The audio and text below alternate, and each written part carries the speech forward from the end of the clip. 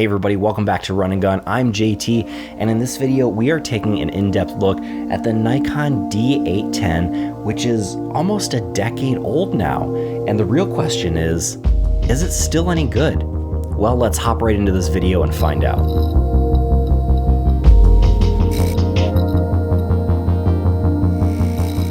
So the Nikon D810 was released in July of 2014, and it sat right around that $3,000 price point. Well, now about 10 years later, you can find these used for roughly $500 for the body, making this pretty much a steal. And you know, I like to do reviews of older cameras that I have, like the Canon 5D Mark II, which is about 15 years old, because these cameras can still pack a punch even though they're a little bit older. So let's start by talking about the specs of the Nikon D810. And if you want to skip this part, feel free just to fast forward along that bottom there on the time slider, and we'll get right into photo quality. But for those of you that want to stick around, this is a 36 megapixel full frame or FX sensor. Nikon likes to call their full frame sensors FX, and I believe their crop sensors are called DX. Now, a fun thing about the D810 is the base ISO is ISO 64, which is pretty darn low. And I love that you can get down from, 100 down to 64. A lot of the Nikon bodies these days have a base ISO of 100, and just getting that extra little kind of partial stop, I think it's maybe a full stop down, is really nice, especially when it's sunny outside. Now, the D810 does have dual card slots. There's a CF card in front and a SD card in the back there. SD card has been around for a long time and has just gotten faster and decided to stick around. As some of you may know, the CF cards have kind of fizzled out, and that's not CF Express, that's these fat little CF cards that have kind of died out. But if you have a couple laying around, pop them in here with a nice little SD card and shoot to dual card slots, which is a great factor to have in this camera. This camera also has the X-Speed 4 image processor, which, if you don't know, that's the same as the Nikon D750, which is also one of my favorite little cameras. I have a review, and I'll link that down below in the description. The D750 was a great camera, by the way.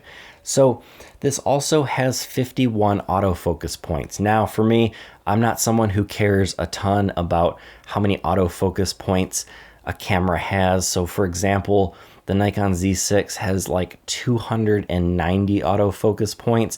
That's just all the little squares you can move your focus point to. And to be honest, when you have to move your camera across 100 focus points, that gets really time consuming. So for me, less focus points ends up being a little bit better. So 51 is great. That gives you plenty of room to move around your sensor and be able to focus on certain points of your sensor when you're using that point or spot autofocus mode. Now, if you're looking to shoot fast action like sports and even weddings, the D810 can do that with 5 frames per second full frame or up to 7 frames per second cropped. Now, if you're going to shoot landscapes with this, last but not least, it is weather sealed. So if you're out in the rain, if you're out in the snow, no need to worry. The camera body is weather sealed, so you can get a little bit damp and you're not going to do immediate damage to this camera body. Let's talk about the photo quality of the Nikon D810. Again, it has a 36 megapixel sensor, which is fantastic. 36 megapixels is a lot of room to zoom in, crop, readjust, make some compositional adjustments, and not really lose much quality because, again, 36 megapixels is huge. Compare that to a more modern camera like the Z6, which is only 24 megapixels, and that is plenty. 36 is great to have. You can really blow up those big prints, or again, like I said, make some minor cropping adjustments or major cropping adjustments and really still have a lot of quality there and a lot of image to work with. I recently did a country music artist album cover with this, and this paired with the 24-70 or the 85mm prime or 50mm prime is fantastic for portraits. I put this autofocus to the test. We were in a bar, it was dark, there was no lights on. I had tiny little bits of reflection and a little LED light that was kind of as a rim light that was bouncing off the wall, and there's a tiny bit of light on the face, but this camera was still able to focus. It did take a little searching, but I was blown away that in almost zero light, this was able to focus. My eyes couldn't see what I was focusing on, but the D810 could. So if you need something for low light, this does a great job at still being able to focus for those still photos. And on top of that, the photo quality turned out fantastic. So I will let you be the judge when I pop up some of these photos on here. I'll zoom in to 100%.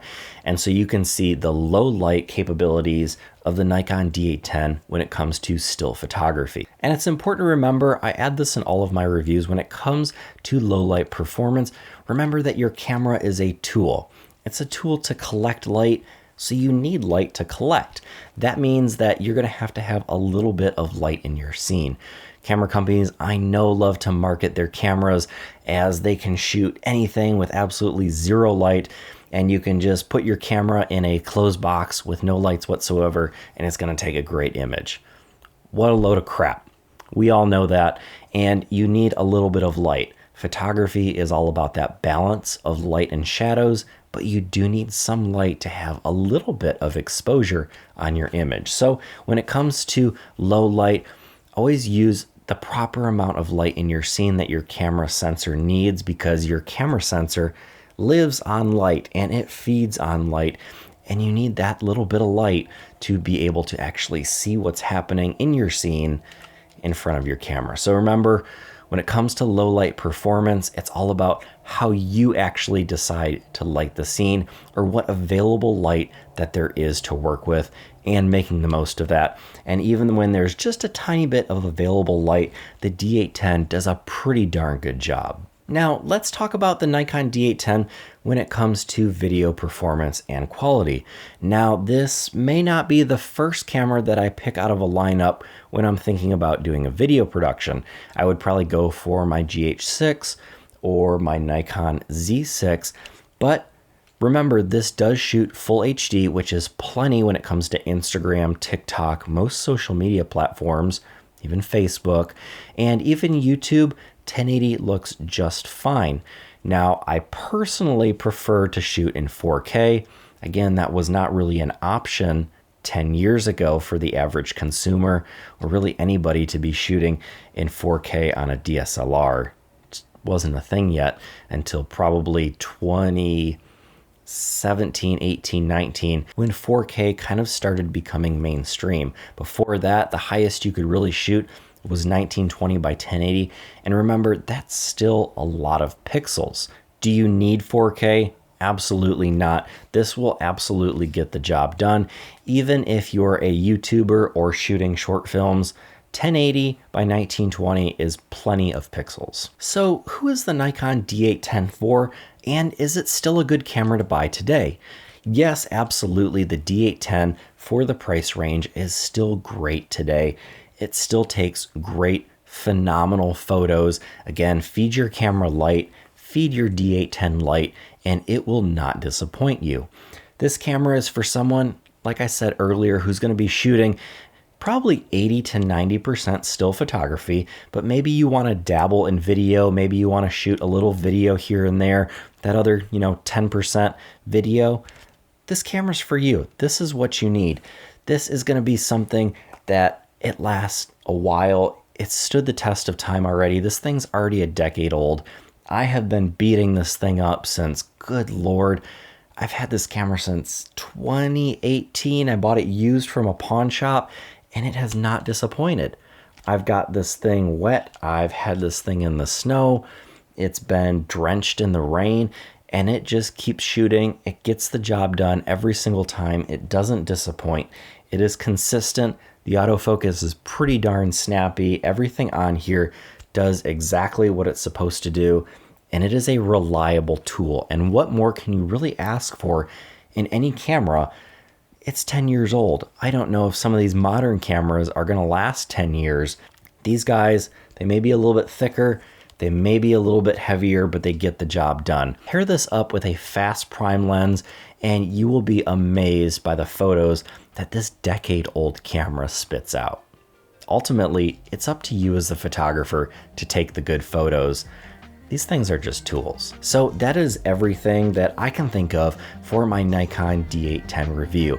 Have you personally shot on the Nikon D810 or something similar? Let me know down below in the comments. If you have this camera, if you've shot on it, what you think about it, or if you may get one for yourself. And until next time, get out and go shoot.